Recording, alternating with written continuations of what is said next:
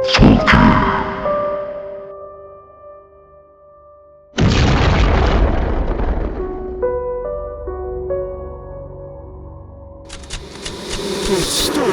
Productions. Stallions Twisted Tales. Hello, my friends. So here is the second part to the mirror story, and remember, do not look in the mirror during this story. It could be bad news. I warned you. Here's the story. Enjoy. Evelyn stood frozen, staring at the demonic reflection that mocked her with its sinister grin. Her heart pounded in her chest as she backed away slowly from the mirror. Her mind raced, trying to comprehend the impossible image before her. Memories of her daughter's recent odd behavior and supposed illness flashed through her mind. Could there be a connection? Frightened but determined, Evelyn reached for her phone to call Anna but hesitated. What if calling her only made things worse? She decided first to try and understand what was happening. Evelyn felt like she had reached hell, even though she was an honest, loving do-gooder. Everywhere she looked were reflections of demons, and she could not understand why. Meanwhile, Anna, feeling rejuvenated by her apparent release from the curse, thrived back at work and her social life. However, she couldn't shake a nagging feeling of dread that something was amiss. It was a fleeting shadow in her peripheral vision, a whisper in the silence of the night reminding her of the horror she had faced. She decided to visit her mother, hoping to shake the feeling by being with family. Upon arriving, Anna was taken aback by the sight of all the mirrors covered. The air was thick with a palpable sense of fear. Evelyn greeted her at the door, her face pale and her eyes wide with unspoken terror. "Mom, what's going on?" Anna asked, stepping inside, the atmosphere stifling. Evelyn took a deep breath, her voice trembling. "It's here, Anna. The thing you saw. I see it now in every mirror." The color drained from Anna's face as realization dawned on her. The curse hadn't ended. It had only passed from her to her mother. Guilt washed over her. "Mom, I'm so sorry," she whispered, her voice breaking. They sat together, piecing together the events, and realized the encounter in the park had started it all. They needed to find that woman, the one who looked like a witch. They spent days asking around the park, searching online, and even consulting local experts on supernatural phenomena. Finally, their efforts led them to an old, secluded house on the outskirts of town, rumored to be the home of a woman who matched the description of the witch. With trepidation, Anna and Evelyn approached the house. The windows were dark, the garden wild and untamed.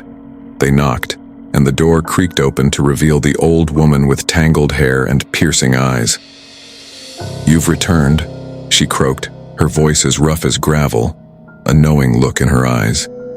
"Why did you do this to us?" Anna demanded, her voice steady despite her fear. The witch-like woman sighed, her expression softening. "It is not I who curse others, but this house, and the spirits that linger here. I only wish to share my burden to lessen its grip on me." Evelyn, desperate and angry, stepped forward. "How do we end this? Tell us." The old woman invited them in and explained that the curse could be transferred but never truly broken. The only way to free themselves was to trap the demon behind one specific mirror, the first one it had appeared in.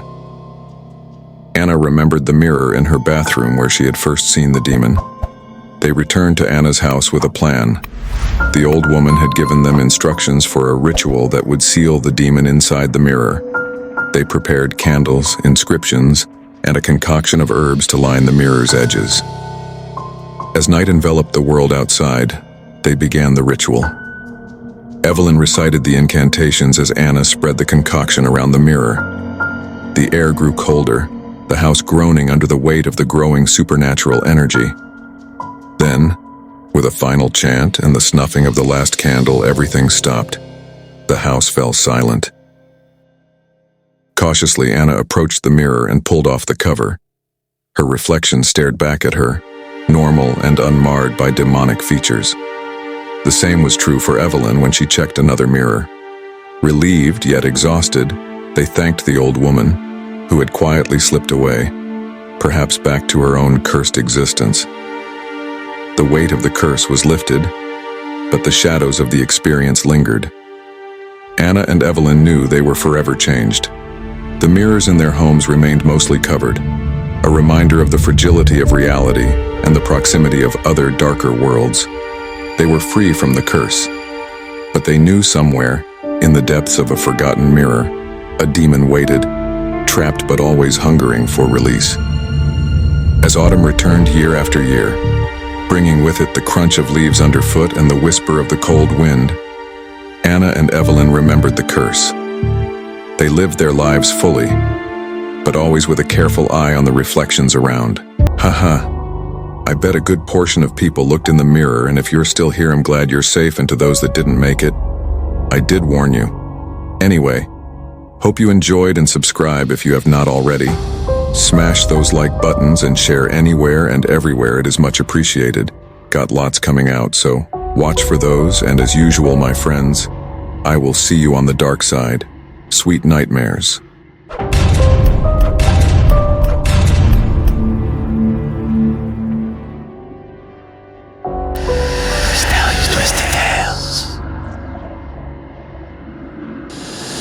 Subscribe.